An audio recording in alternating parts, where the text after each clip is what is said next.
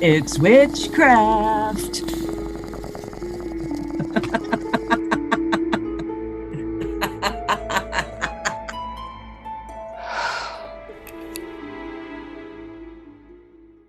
Hey, it's 4:20 a.m. Hi, and welcome to episode 71 of the Stoned Witches Hour. On this podcast, two best friends separated by way too many miles get together to tell each other ghoulish, creepy tales from across the USA while smoking large amounts of Mary Jane. We're smoking the Mary Jane today. while smoking the Mary Jane, just like they used to back in their old dumpy apartment. Bringing you some creepy stories of a haunted campground. I'm Layla. And I'm talking about a haunted castle and some aliens today. I'm Chelle. Well, you do love castles and aliens, so I guess I shouldn't be surprised. The only thing that would round this off if freaking Bigfoot checked into the castle, I'd be set. I'd be set. I've got a lady in white, but no Bigfoot at my haunted campground. Okay, listeners, we're all sitting here shocked. I know we're shocked. Layla's got a lady in white. Look at the shock on my face. The only thing that's going to shock me and the listeners even more is if you say there's orbs. Well, yeah, there's some orbs there. Well, why don't we start with the down and dirty fun stuff? I hear you puffing on a water pipe. What do you got today? I have got good news, bad news for you today. Oh no, is it Jack Hare that sucks? No, this is an OG. This is called Grandfather OG, and it is really good. It's little buds, but they're sticky, they're dense, they're purple. Ooh. They're very, very crystally. But And no, there's some really good news still coming. It comes in at 40% THC. what the blankety blank? Now here comes the bad news. Okay, no, I was waiting for it. Yeah, I'm pretty sure it's bullshit. Oh. Now, and I'm almost positive it's bullshit because I don't know, I'm pretty high, but I wouldn't say I'm 40% THC high. And there are some studies out there, including one that was just in Forbes magazine a few years ago, that said that science reveals cannabis industry's greatest lie. There's only one? Right? So April of this year, in the Washington Post, they said the weed you bought might not be as potent as promised, a study finds. And Colorado researchers took a whole bunch of cannabis and tested it and compared it to the labels and found that on average, the THC levels of everything they tested was 23% lower than what was reported on the label. So if it says it's 23%, then that means it's zero? Well, no, it's 23% lower than that 23%. So it would be like 5%-ish lower than that. Liars! They are. Pants are on fire. Some of these cultivars came in at a whopping 40 to 50% lower than what the label said. See, that just pisses me off. And that's why if you're gonna make us have this stuff regulated and you're gonna make us go through the whole process of taxes, could at least be consistent and right and truthful. If I'm paying taxes, can my taxes pay for the truth? That's a damn good point. If they're going to go through all of this trouble, they should label it correctly. And I think the reason that they're not is money, obviously. Because if I misrepresented something, I'd sure as hell get in trouble for it.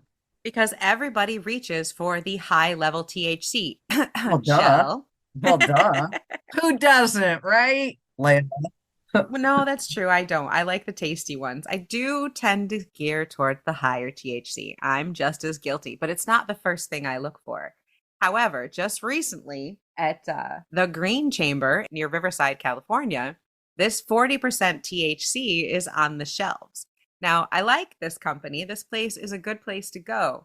You know, I'm kind of wondering where it got tested and why they think it's 40% THC. Yeah, but if they're buying that third party, they're just buying what they're told too. So it can't necessarily be their fault. Exactly. In California and in a lot of states, it's not seed to sale like it is in Massachusetts. Right. And so it could come from anywhere. Now, while 40% sounds really good, Anthony DeMeo from Oaksterdam University, he says that's just not feasible. It's probably not ever going to happen. He's fairly certain that because of the way cannabis is made up, that to have anything 45% or above THC is just not really going to be possible. Is that true or not? I don't know. nowadays these percentages seem to keep going up and up with no end in sight. And as long as the consumer is going to reach for that first, they're going to be padding these labels with higher and higher fake percentages. Gotcha. So, yeah, when I said, hey, what have you got that's the highest THC? What have you got that's going to hit me right upside the head? This is the one that they handed out. So, and so far it's definitely stony. Is it 40% stony? I don't know. Well, that's kind of a downer. I'm It not gonna is. lie. But we've suspected for a minute that they've been padding these percentages. Well, yeah. Oh, absolutely. Absolutely. Because, people like me are going to go for what is higher automatically, and they're just kind of duping us. How is the average consumer supposed to know? You trust that it says right on the label, lab tested. You're Yeah. going to believe it. And if they're lying or if they're using faulty measurements, then just like you said, people are being conned out of their hard earned money because they're paying extra top shelf dollar for these higher THCs. We've been pleasantly surprised when I've gotten you to buy mid range or lower, and you found that they packed just as good or almost as good of a punch as some of the quite a bit more expensive top shelf.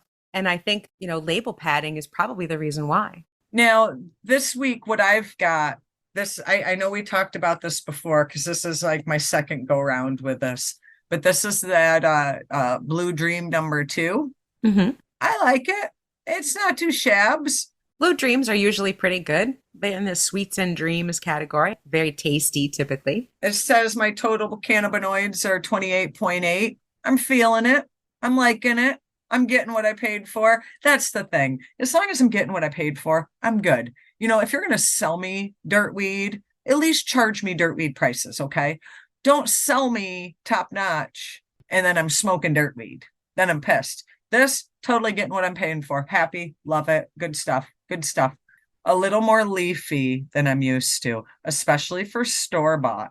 Store-bought is never leafy, I thought. Is this a sun grown? Because sometimes if it's sun grown or outdoor grown, sometimes it'll have a looser bud structure and it'll It tend does to have have. it does have a looser bud structure, yes. I am wondering if that is outdoor or sun grown. Do they have to tell you that? Is They that don't going to be on my have to. label?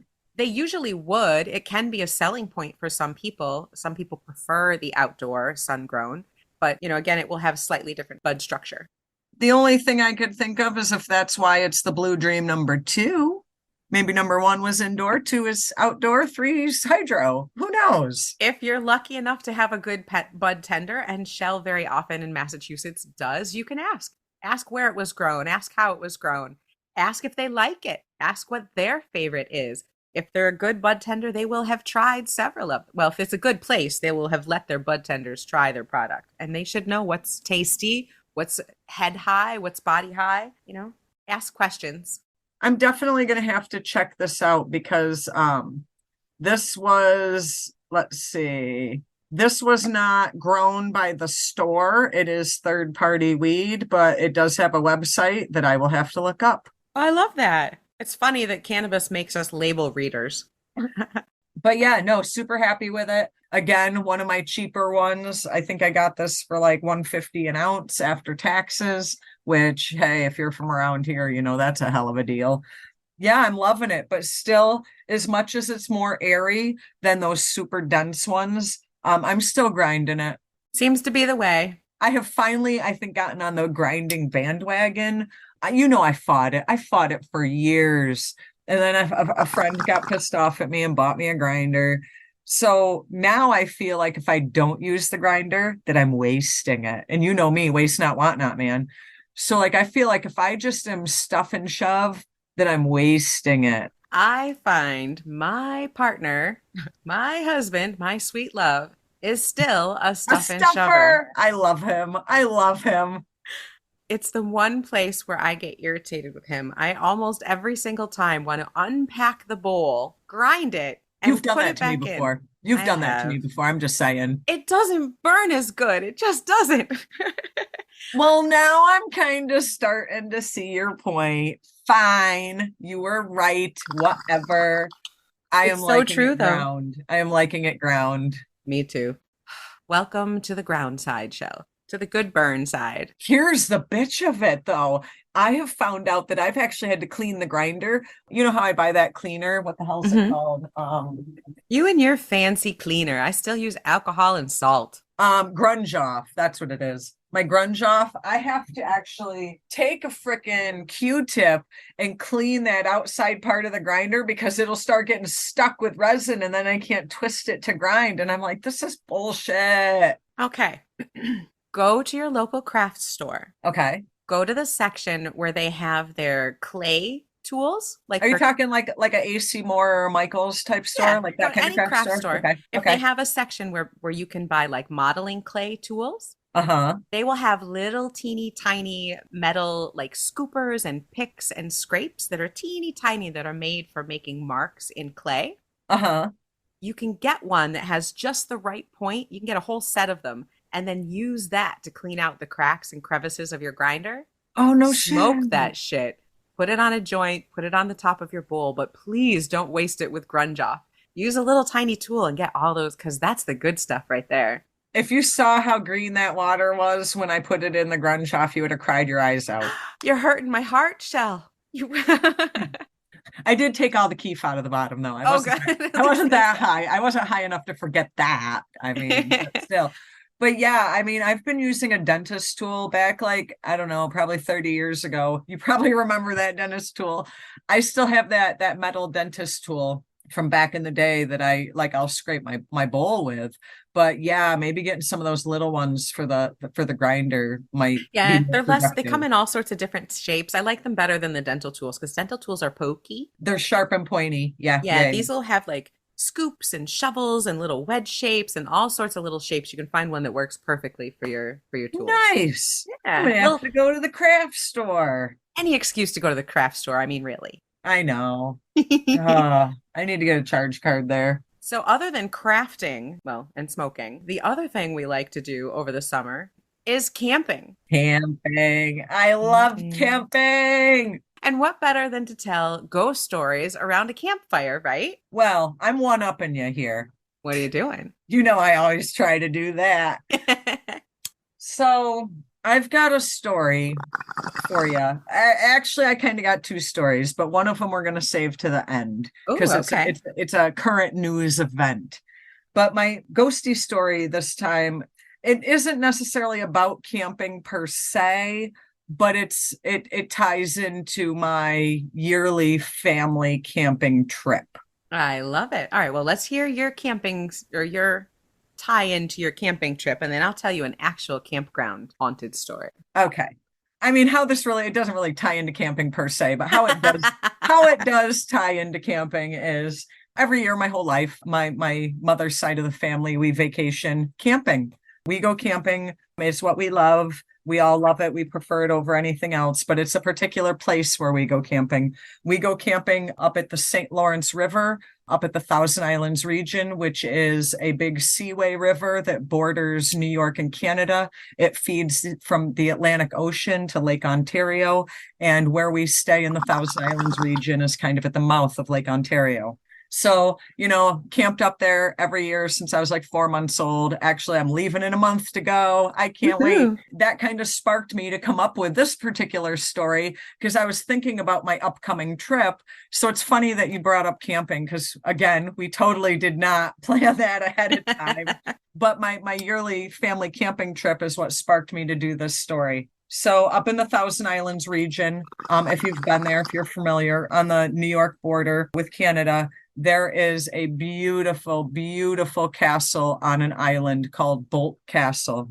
The island is called Heart Island. Part of that is because the original owner of the island, which we'll get into in a few minutes, kind of had the physical shape of the island reworked into a heart shape.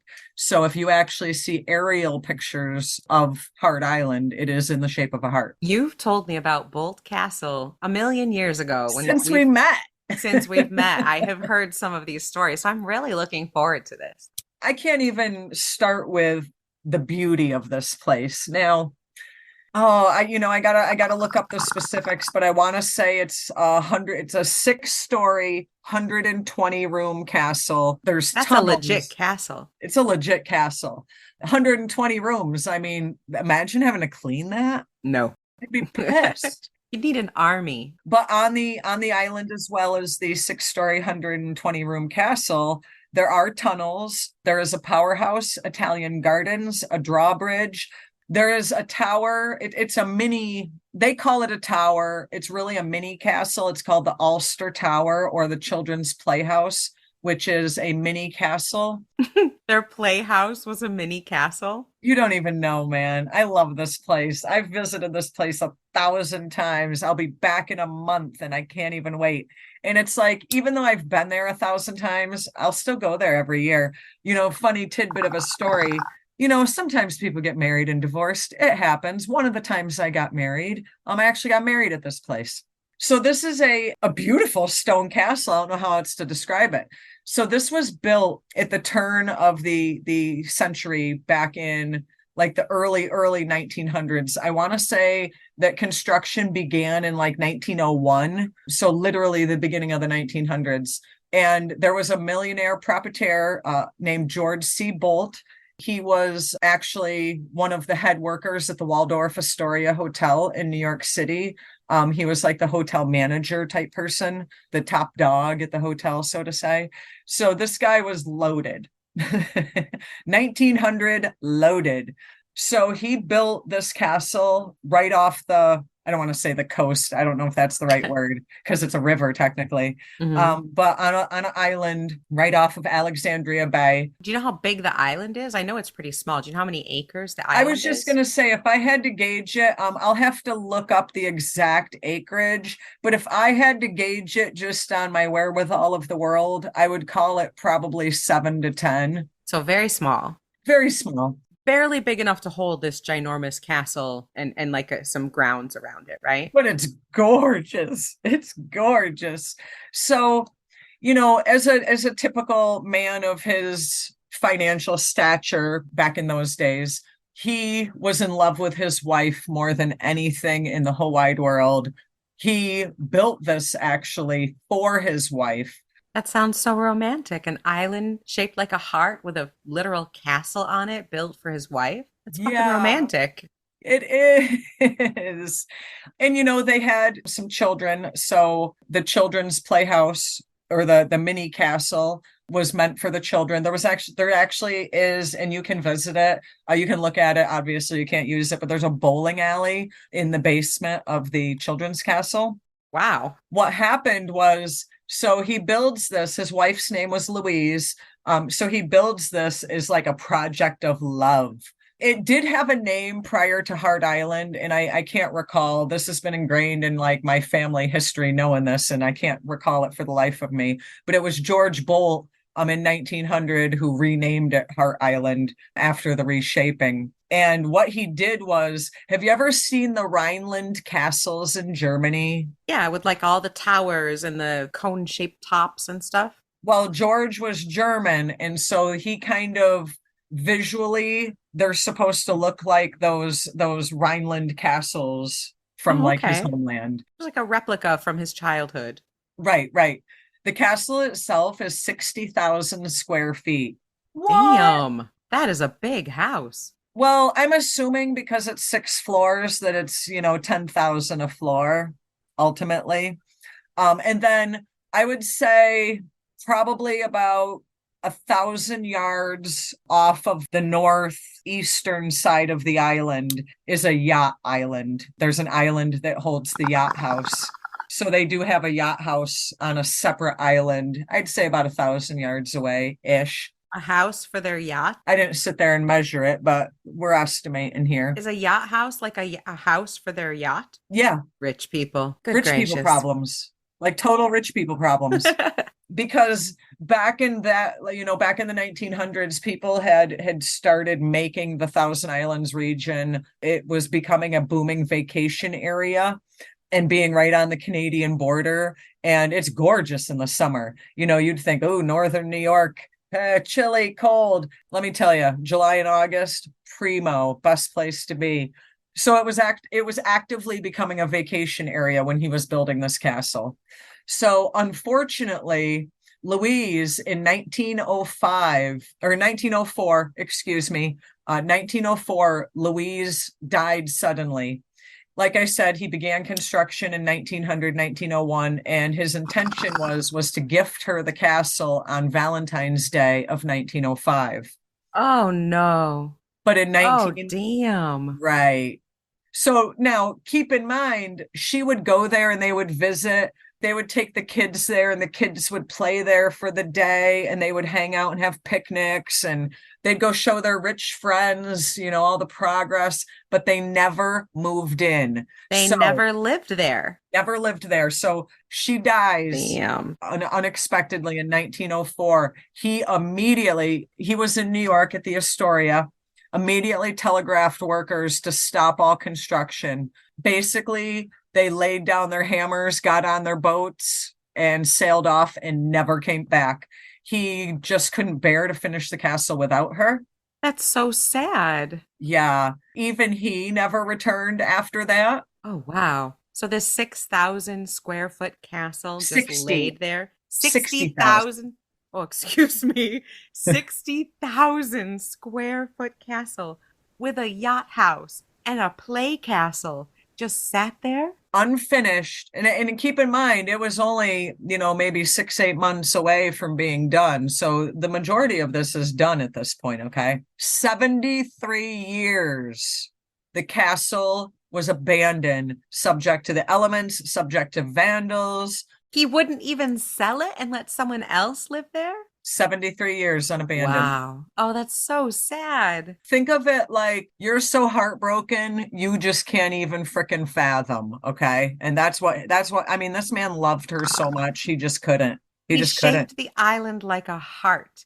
He fashioned it after the castles of his childhood. He couldn't. He could not even think about it enough to sell it. He was going to gift it to her on Valentine's Day, and she died a few months before that. Yeah, yeah. Heartbreaking. Heartbreaking. So 73 years it lay derelict. Finally, 1977, the Thousand Islands Bridge Authority acquired the castle and systematically have been restoring it ever since. The place is freaking gorgeous. They've even got furniture in it now. It looks like it actually looks like they lived in it a week ago.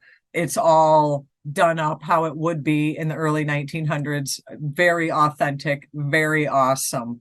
So now we've got into kind of the backstory here. And like I said, the workers spent a good 4 years working on this. It was almost complete by the time they were told to drop hammer and walk away.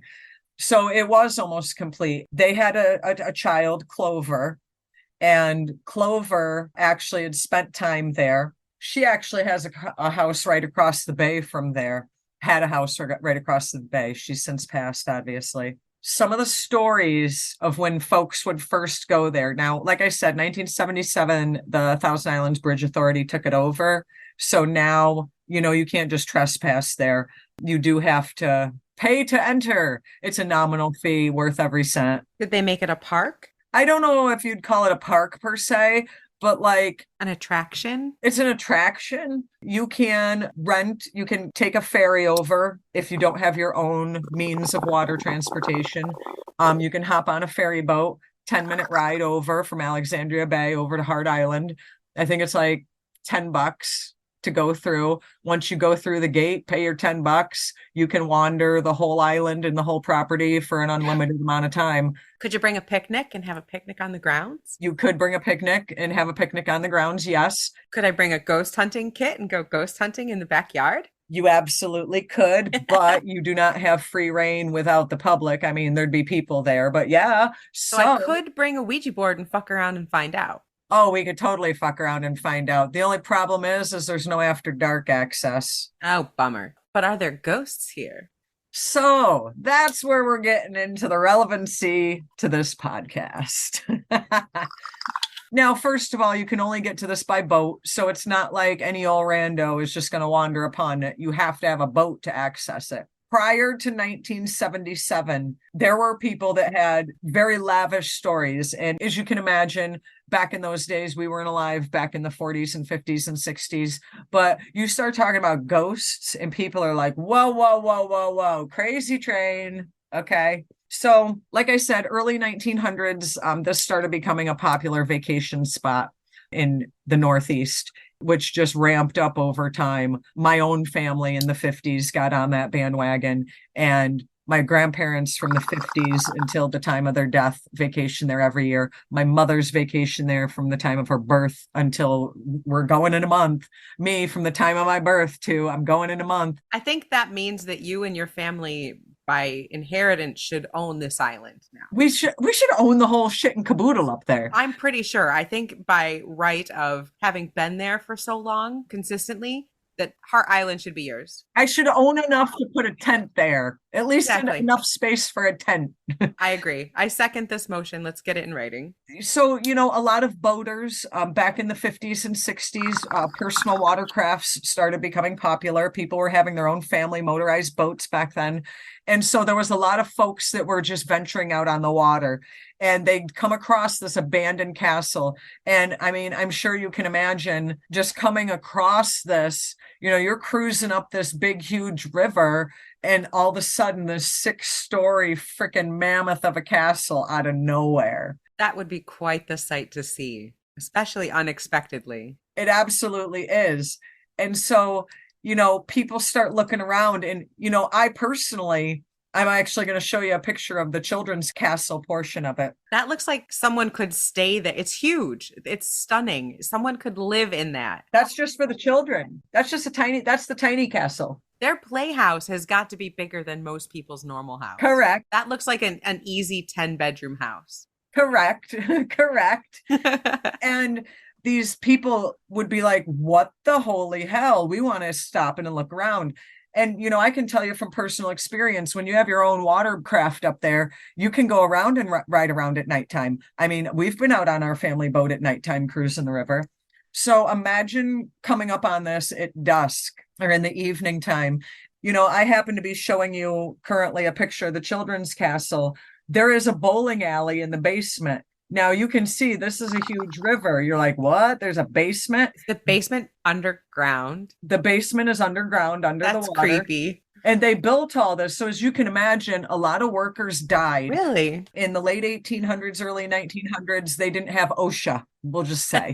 Good point. No OSHA. Yeah, to build a basement in a river. I mean, this castle, we'll put some pictures on our Instagram, but the children's castle looks like a little castle. It's beautiful, stone castle, but it is literally in the water. There is an arched bridge that goes from the island to the castle. The entire castle is in the water. Right. It's kind of cool. Yeah.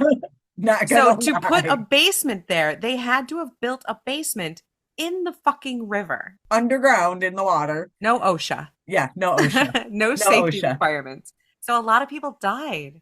Oh, They wow. did. And I want to live in that children's castle. How do I live there? I would live, I'd live in the small baby children's castle and be A-okay and not even have a care in the world. But, beautiful stone laid. So they were bringing stone over on boats. So there was boat sinkings from workers where workers drowned. They're blasting out things underground. And as you can imagine, people are going to drown. But look at this picture. And again, we'll post this for our viewers. Look at some of these pictures coming up on the castle. This is the power Holy tower shit. over here. I'd live in the powerhouse. Okay. This castle looks like a little city. It kind of does. I mean, from the water on the island, it looks like many houses. It looks like a little town. It does. And the castle itself, aside from the other outbuildings, is just huge and enormous and just picturesque. I'm actually flabbergasted because the last time I saw pictures of this castle, I think was a good 20, 30 years ago. And it was dilapidated. Yes. This has been a lot of work done on it, right? I mean, millions and millions of dollars. I think they've put in something like 25 million into it. I remember looking at it back when you first told me about it a good 30 years ago and being so fucking sad at how crumbled it was. No, This is amazing. They've done a lot. This is a picture of the yacht house that, Holy like I said, fuck. is about 1,000 yards off. The yacht house looks like something you'd find in the Swiss Alps. Again, it looks like it was built on an extension out from the island into the water, not actually on the island itself. Well, and again, this guy is from German descent, so these are going to have those German undertones Yeah, to that it. aesthetic kind of look. Right. It's just amazing detail. The scope of that project, how much that must have cost, is staggering. For love, money means nothing. Oh, the story is so romantically tragic. But there's been stories that because she was there and because the children were playing there, people believe they've seen her there. They believe they've seen Louise Boldt there.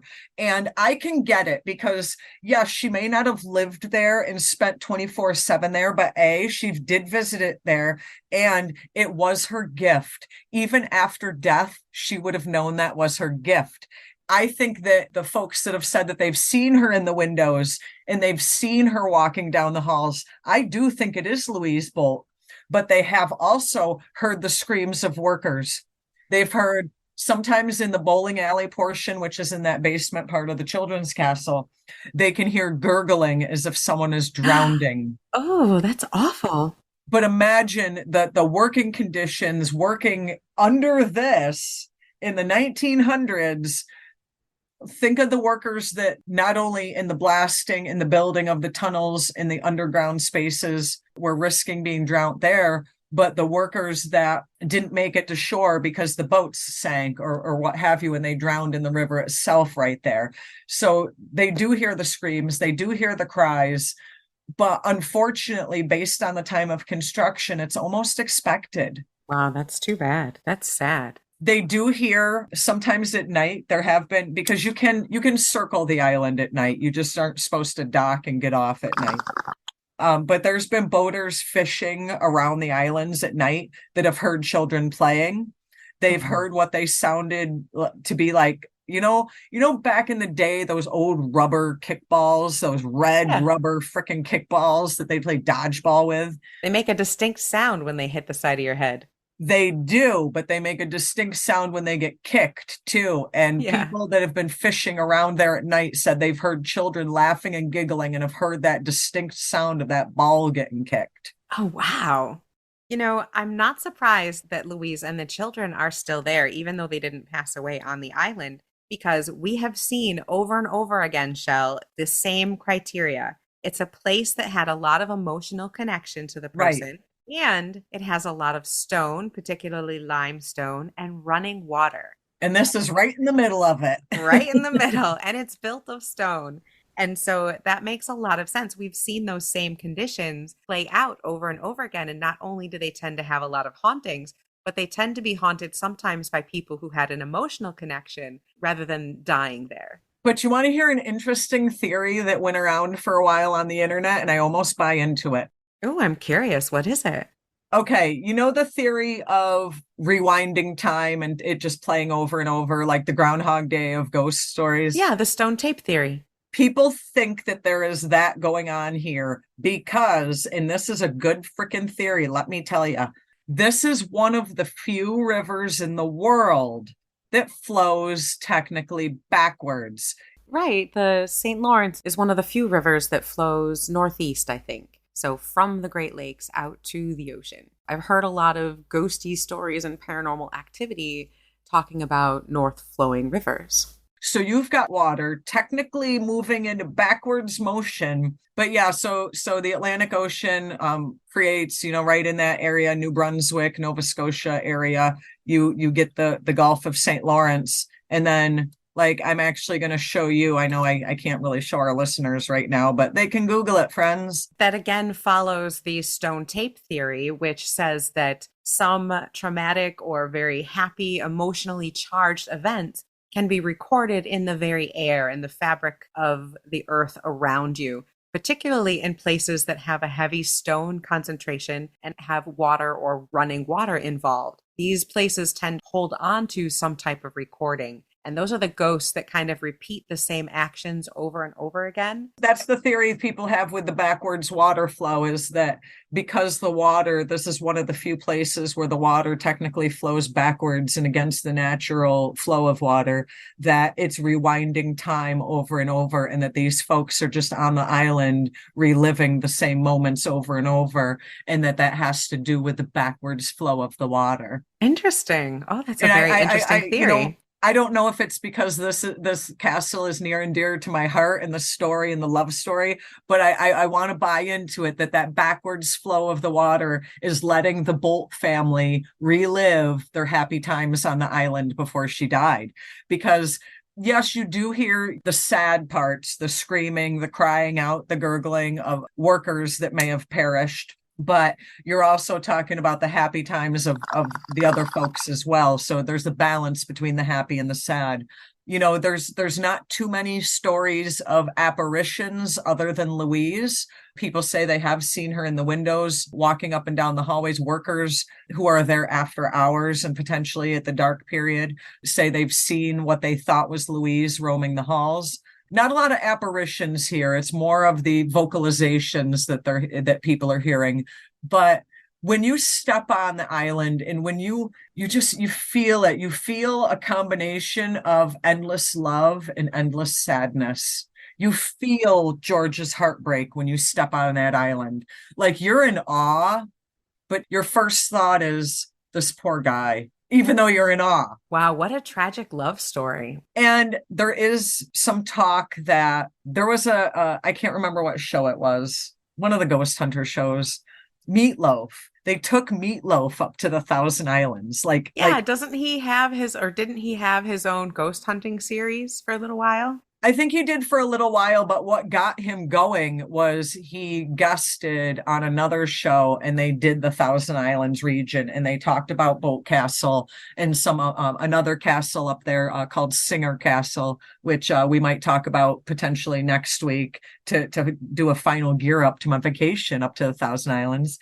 But yeah, Meatloaf did an episode going to different spots in the Thousand Islands because, like I said, as much as it's a hot spot right now in 2023, this was becoming a big hot spot in the 1900s, 1920s, 1930s, 1940s. So there's a long history of big old rich people houses and people going on vacations here, and unfortunately some tragedy and some ghosts. I've always wanted to visit there. Every time you've told me any story about the place, you have talked about the eerie feeling. This is like the one place we've never gone together. We have not, but the place itself definitely has always sounded like the air itself has that feeling of tragedy, but at the same time, almost a feeling of hope. So interesting. The whole area itself, not just Boldt Castle and Hart Island, but the whole Thousand Islands region has an air of old time memories, if that makes sense. I think it could just be because it is a primarily vacation spot and people don't necessarily live there year round. Not a ton of people live there year round, but it's got that bring you back to, my grandparents, unfortunately, are passed and gone. But when I get up there, it's almost like I feel like I didn't see my grandma 10 minutes ago, but I feel like she's 4 camps down because I'm there. And you know what I mean? It's like you feel everybody who's ever been there, and it has that familiar, nostalgic, back in time feel. Yeah. Maybe there's something to that water going backwards that's making that kind of time loop there. I don't know. It's an interesting play on the stone tape theory. I'm very intrigued. I just feel like when I get there, I just step into a 1950s postcard, and I'm in that postcard for a week. And then all of a sudden I'm in some crazed reality that's reality when I leave. I feel like that when I leave a pagan festival. There is that back in time feel to this place. And it's almost like the memories, and I don't want to say the spirits and the ghosts of old that are there, but they draw you back to a time where nothing else matters than being there. Oh, nothing nice. else is relevant than being there in the moment. You forget reality when you're up there. And it's almost like, I don't want to say it's got this like gates of hell thing because it's not hell. It's got like this gates of paradise where you gotta, remember that time we did that dream walk to Avalon and we tied our coven cords, then the athame to ground us in. It's almost like you got to ground yourself in when you go here because it's like the spirits pull you back to a time where everything was wonderful. Hey, I'm ready. I gotta go camping there now. I gotta visit. Sounds awesome. So now that I've done my little preaching about how much I love the Thousand Islands region and Boldt Castle, and maybe I should take my Ouija board up. Oh my God. You I should take should. my You should Ouija board. ask. See who's there. Do some fuck around and find out. Your comment about Meatloaf, I hate to say it, but your comment about Meatloaf got me thinking about another star that we've talked about recently on this podcast, Kesha, she of the haunted pussy. Love Kesha. I did not know this, but I found out after we were talking about her that she also has, I think, a short-lived ghost hunting series. I haven't Really? watched it yet. Yeah, but she starred Oh shit. herself in a ghost hunting show. So I'm going to have to look that up. I'm gonna have to look that up. I'm interested. Because who doesn't love some Kesha? I mean, come on. So, my ghost story also is about a campground. This is in California. We're going to a place called Lake Morena. Ooh, I like it. It's got water. Yeah, Lake Morena actually isn't really a lake, it's a reservoir, and it was created in the early 1900s to serve the San Diego area. The dam that forms the reservoir is one of the oldest parts of San Diego's municipal water system. Most of San Diego is haunted anyways, but Lake Morena is considered to be the most haunted campground in the United States. Really? Okay, I'm intrigued. I'm intrigued. So, one of the reasons they say why this area might be so rife with paranormal activity and ghost sightings is because in 1916, the reservoir flooded and over 50 people in the surrounding area were killed. There's a weird backstory to the flooding, actually. It was caused by a man named Charles Hatfield, but he called himself the Rainmaker. What? So this guy did it on purpose, the Rainmaker, my ass. Well, Charles was a well-known literal rainmaker. He said he had created some type of mixture that he could release through a tower and it would cause rain. Let me guess, he worked for the government. No, he worked for himself. But he started out with some ranchers in Los Angeles who wanted rain. This is right around the time when droughts are happening. I'm just saying, this sounds an awful lot like pre-chemtrails. Like snake oil salesman, right? Absolutely. But he managed to tell these farmers that he would produce some rain for them. And he said, give me $50 and I'll make it rain. At the time, let's see, $50 was equivalent to just over $1,000 in today's money, roughly $1,100. So for that money, he said, I'll do this. So he built this like evaporating tower and released his mixture into the air, and it rained. So the ranchers paid him. He was so successful. Sucker! He was so successful, they doubled the money that they had offered him. Oh, shit. Why did I come up with that idea? Right? He's now got a reputation as a man who can literally make it rain. And so he starts getting jobs. Tomfoolery. Damn Right? it. He promised officials in the city of Los Angeles that he could make it rain a lot. And then it rained 18 inches and they paid him $1,000 at the time, which is the equivalent to about $21,000 today. Wow. So then he goes to a few other places and he gets a contract for $10,000 at the time. Wow. But it didn't work. Didn't work. So he managed to get some money for expenses, but he's mostly got a positive reputation for a man being able to make it rain. So in comes the reservoir at La Morena. The reservoir is at its lowest point. They're facing drought. The city wants some rain. Just They give do. the guy a call. They call the rainmaker Charles Hatfield, and in he comes and he says for $1,000 an inch that he would make it rain and fill the reservoir. $1,000 an inch? $1,000 an Is inch. this porn? Like, what's going on? And the council said, give us 10 inches. Give us 10 inches of rain. Had to specify of rain. Give us 10 inches of rain in the reservoir and we'll give you $10,000. Wow. So he is about to make a lot of money. So he and his brother build their stupid tower and release their magical chemicals into the air. Shortly afterwards, On January 5th, 1916, the rains began and they kept raining and it got heavier and heavier and heavier. No shit. No shit. Until they were getting feet of rain in the reservoir. Until they couldn't handle it at that point. It was too much. Riverbeds flooded, bridges were out, people got marooned, houses were flooded. On January 27th, the dam overflowed. It was just devastating. And again, about 50 people lost their lives. So Hatfield, a few weeks later, walks into the council and says, hey, I made it rain like I promised. I made it rain a lot more than 10 inches, but I'll take my $10,000 now, thanks. Wow. Did he get it? No. The town was livid, pissed off. They're like, you have to pay damages. You made it rain so much that there's over $3.5 million. I'm not even going to calculate what that is in today's dollars. $3.5 million worth of damages. You need to pay for this. And so everybody went to court, and it took a very long time. And finally, the court said it was an act of God. The court said either the rain was an act of God, in which case Hatfield is not responsible for the damages and does not get paid because he didn't make it rain, or Hatfield made it rain, in which case he can collect his money and he is responsible for the $3.5 million in damages. Catch 22, my friend. Hatfield chose to not collect the money. Now, did he really have a chemical mixture that could make it rain? No. He was just really good at being able to predict weather patterns. Right. And he had a better than 50% chance at having his mixture, quote unquote, work.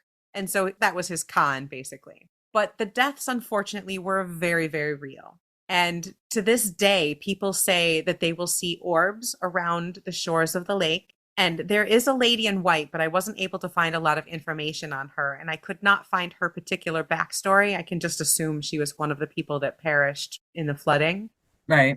But she is seen very often walking the shores of the reservoir, all white dress, long white hair. She'll stop and stare at people, which is the creepy part of her ghost story. But that's all she does is she's just seen walking. And at most, if she sees you looking at her, she'll stop and stare back. Oh. But then she disappears. The other thing that happens quite a bit, this is a campground and you can go stay there. It's a really nice campground.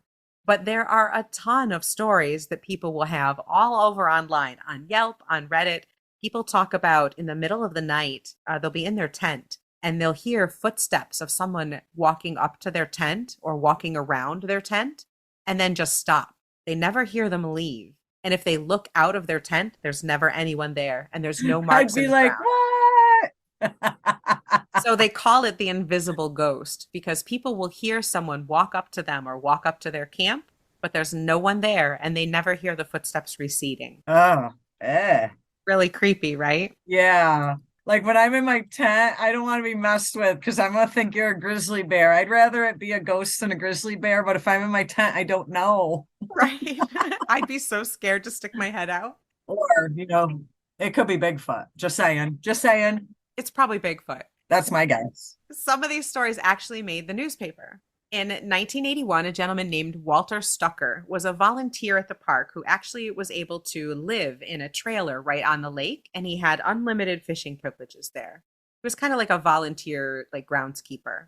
Right. He says that everything was great. He really loved living there, but he says one fall evening he woke up, some sort of noise, something woke him up, and he looked out the window, and he says he was looking directly in the eyes of someone who was standing right there. The only problem is his window, for someone to be standing there, they would have had to be levitating a couple feet off the ground. And he says the gentleman was wearing a dark coat and a knitted foul weather cap. And he says they kind of stared at each other for a little bit. And then the person just turned around and walked towards the lake. Stucker says that there was no full moon, but it was light enough to see clearly. The man was taking very deliberate steps, but it seemed to me his feet weren't touching the ground. They appeared to be about 6 or 7 inches above the surface. And he says he walked out to the lake and disappeared. And he said he had quite a few more encounters that fall, similar to the man who was walking on air, other shadow people. And he finally decided to go tell the rangers.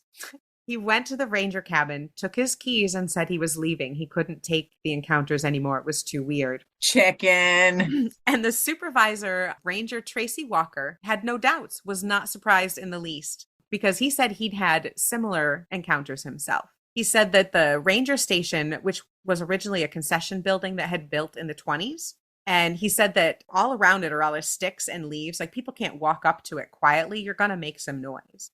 And he heard someone walk up to the cabin with heavy footsteps. And he was so certain that someone had come up that he put his work aside and went out to meet them. He heard them run right up to the door and move the handle of the door before he could get to it. And he was kind of concerned. Maybe somebody was hurt. Why were they in such a hurry? But they didn't come in. So he opened the door and went out, and there was no one there. They had just been rattling the doorknob seconds before, so it's not like they could have gone anywhere. So he told his wife, and he went back to the office, and she came with him, and it happened again while she was there. Oh, wow. Like confirmation. Same thing. They heard someone running up the side of the building, rattle the doorknob, and they both went there, and no one was there. He says later he had another experience where the logbook that he had been writing on, it would often disappear. He said he would find it in weird places. Once he even found it in the bathtub. Oh, wow. Now, the campground is a popular stopover on the Pacific Crest Trail, and quite a few hikers of the trail will stop there. And several of them also had stories of seeing the lady in white that walks around the lake. Some of them had orb photos that they had taken. And quite a few of them often talk about hearing someone screaming in the woods. Why is everybody got to be screaming? Why do people always got to be screaming? One couple heard what they thought was a young girl screaming, and they went to kind of scour around near them to see if they could find anything. And all they saw was a white shadow walk towards the lake and disappear. Oh, my God. Always the way. One of the creepier stories has to do with the very first house that was built at the lake. It's the dam keeper's house.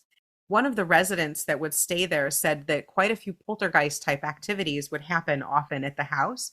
In particular, when they had guests over. It was pretty quiet if it was just them, but if more people were staying at the house, they became more lively. They wanted to be seen. Something would happen and it would stir up the energies, and things would move in front of people, or things that they put down would be misplaced. And one guest in particular, a woman was sleeping in the living room when she woke up in the middle of the night, and she saw what she said looked like a baby's christening gown. So like a long, white, flowy dress. That early 1900s. I know exactly what you're talking about, because sadly, I've seen them.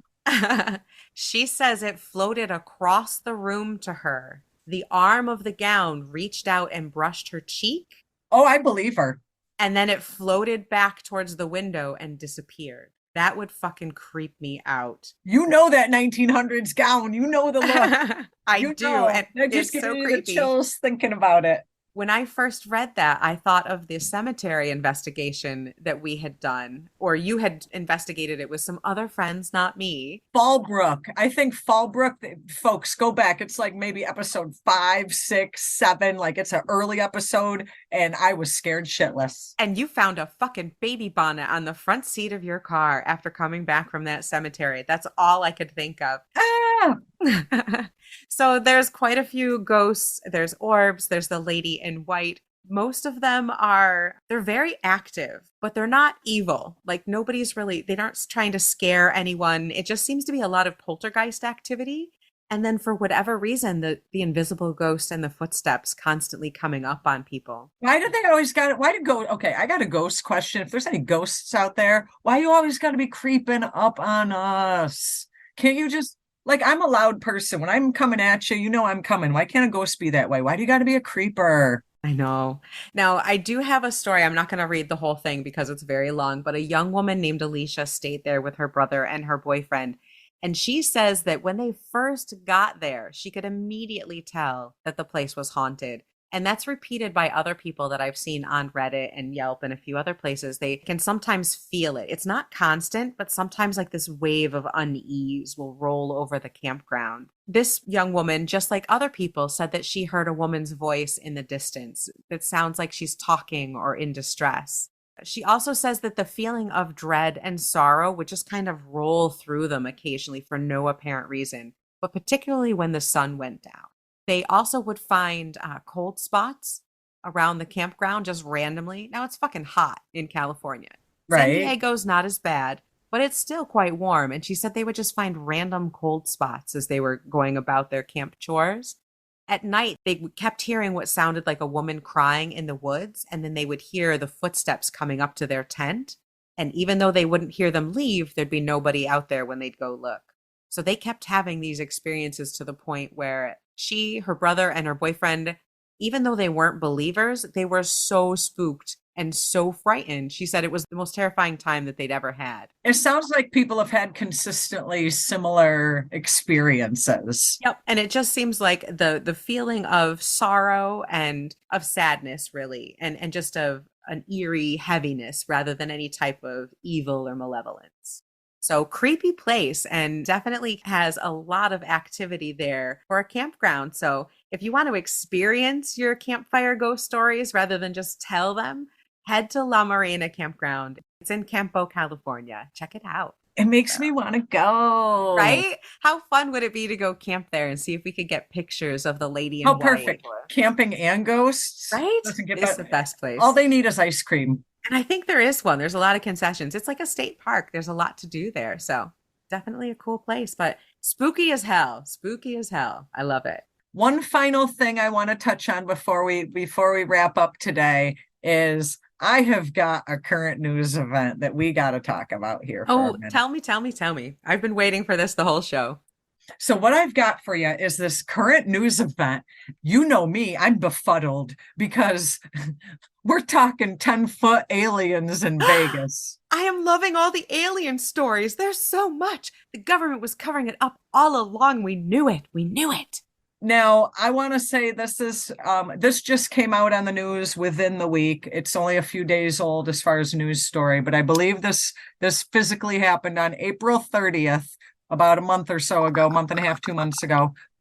Time is irrelevant in the podcast world. We're just going to say it happened on April 30th. I want you to listen to the 911 call and then we'll discuss. You Ooh. ready? Okay, I'm ready. Okay, what's going on over there? Okay, lady. Me, my dad, and my brother, we're working on a truck in our backyard, and we have a big lot outside, right? Correct? Okay.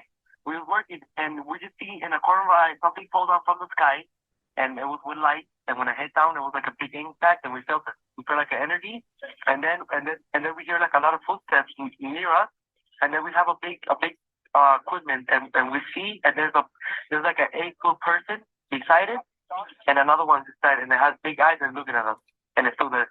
Okay, where is this on your property? In my backyard. And I swear to God, this is not a joke. This is actually we're terrified of it. So there's 2 people or 2 subjects that are in your backyard? Correct, and they're very large. They're like 8 foot, 9 feet, 10 foot. I don't know. They look like aliens to us. Big eyes. They have big eyes, like big eyes. Like I get excited, and big mouth. They're shiny eyes and no. And they're 100%. So that's the original 911 call. No way. Now, what's even a little funnier It crashed and they felt the impact and saw 8 to 10 feet people with big, oh my gods. Oh my gods. But what the other thing, where are they now? The police get involved. So you ready for this clip? I got another clip for you. Okay, all here right. we go. I'm ready. Newly released body cam from a bizarre police house call shows officers freaked out by a family's otherworldly claims. Oh, I'm so nervous right now. I have butterflies, bro. And then these people said there's aliens in their backyard. Shortly after Las Vegas police witnessed a strange green streak falling from the sky, they were called to a family's home with reports of a non-human creature in their backyard. Like a big, There was yeah, like around 10 feet tall. I'm not going to BS you guys. One of my partners said they saw something fall out of the sky too. I'm kind of curious. Officers searched the neighborhood and spoke to other residents, Just the fact that our partner saw something at the same exact time. but found nothing. Sounds crazy, but you never know. The case was eventually closed as unfounded, but the responding officers were clearly rattled. If those 9-foot beings come back, don't call us, all right? Deal with it yourself. Now, my first reaction to this part of the video is the cop says, if those 9-foot beings come back, don't call us, handle it yourself. I love that. That's Honesty pretty is the typical. best policy. There was a green streak in the sky beforehand. Right. What and the that actual fuck? got caught on the officer's body cam. I actually had another clip. I don't know if I have it readily available where the officer said something like, he's like, I'm getting butterflies in my Yes, I stomach. heard that part. Holy shit. The officers were scared because there's 9-foot fucking aliens they just saw fall out of the sky. Holy crap. Now, Wow. this is where shit gets a little funny because, I understand they're declassifying some of this UFO shit, but do you totally trust the government's take on aliens? No. No, they've Okay, been so lying to us. They're still lying to us. I found an article because of course I have to research this. I'm not just looking at I see it on Daily Mail and I'm like, oh my God, let me look it up. NASA says no go. I love NASA, great group of folks, do a lot of good work, but are they truth tellers? I'm still not convinced. So what, they're saying nothing fell out of the sky, or what are they denying? No, what they're saying is they're just saying that it was a meteor and that it was definitely not an alien craft. A small meteor that had a couple 9-foot big-eyed guys on it. They're saying that it was likely a bright meteor less than a meter in size. Likely? Okay, where's your proof, yo? Because these people saw 10-foot aliens, and that's more proof than you saying it's likely a And meteor. those people were close enough that they felt the impact of it hitting. Right. Basically, they're saying because they didn't physically find aliens and because someone of an authoritative figure didn't see it, that it's not true.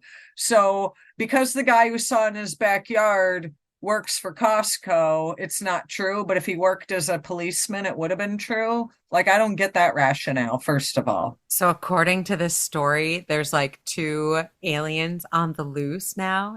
That's what you're telling me? This guy says they had big eyes and it was looking right at him. And the body cam footage, listen to this tidbit. The body cam footage documenting the police's response shows that the officers on the scene found the report credible. Okay. The cops think that these people were credible. Yeah, they said so. I mean, they'd seen the thing land. They saw it hit the atmosphere. They know something was up. I'd be scared. Let me give you another interesting piece. In this part, I'm a little up in arms about because this is not normal for the government in any way, shape, or form. So these people call and they're like, hey, we got these 10-foot aliens in our backyard. And the government's like, oh, no, it was just a meteor. But what we're going to do is set up surveillance video camera on your house.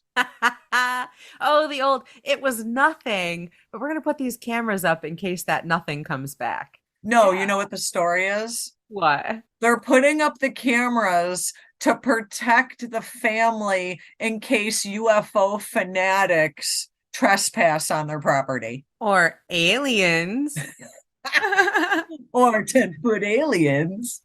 So basically, you're telling me that the federal government has begun surveillance with high-tech cameras outside of these people's homes to protect them from alien hunters? Bullshit. The government don't give a shit if they have alien hunters coming after That's them. the part where I cannot suspend my disbelief. I cannot believe that the government would give a fuck enough about someone who called 911 about what they're saying is a fake story.